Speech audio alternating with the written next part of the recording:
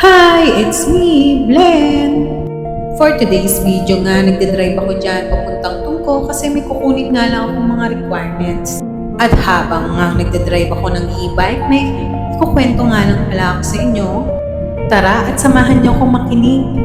Akala ko ako na ang may pinakamabigat na problema. May mga araw na nagigising ka na lang, napagod, punong-puno sa isip ng stress, problema, parang gusto mo nang sumuko dahil pakiramdam mo ang unfair ng buhay. Iniisip mo, bakit ako? Bakit ang dami kong pinagdadaanan? Pero isang araw, tumingin ako sa paligid. May nakita akong taong walang isang paa, pero araw-araw pa rin lumalaban sa buhay.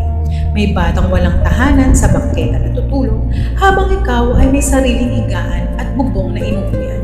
May mga pamilyang hindi alam kung saan kukuha ng susunod na kakainin, samantalang ikaw ay nakakapag-almusal, tanghalian at hapunan.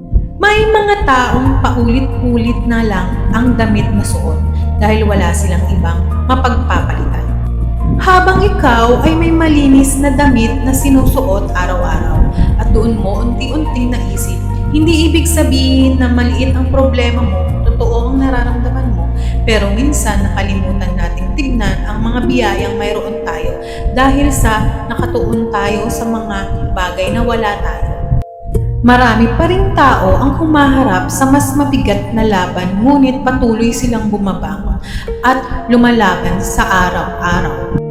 Ang realization ko nga about sa kwentong ito, ang buhay ay hindi paligsahan kung sino ang mas maraming problema. Ang tunay na sukatan ay kung paano tayo bumabangon sa kabila ng mga pagsubok. Habang may hininga, may pag-asa. Habang may pagkakataon, magpasalamat at habang may lakas, magpatuloy na lumaban. Ang lesson nga na makukuha natin sa maikling kwentong ito, huwag mong hayaang nakawin ng mga problema ang mga kakayahan mong makita ang mga biyayang nasa harapan mo.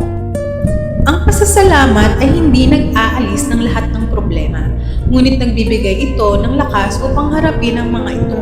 Kaya sa susunod na mararamdaman mo, gusto mo nang sumuko, huminto sandali, tumingin sa paligid, alalahanin na may Diyos at may mga taong mas mabigat ang dinadala ngunit pinipilit pa rin nilang lumaban. Kaya ikaw rin, huwag kang susuko. Ang bawat bangon araw-araw ay panibagong pagkakataon para magsimula muli.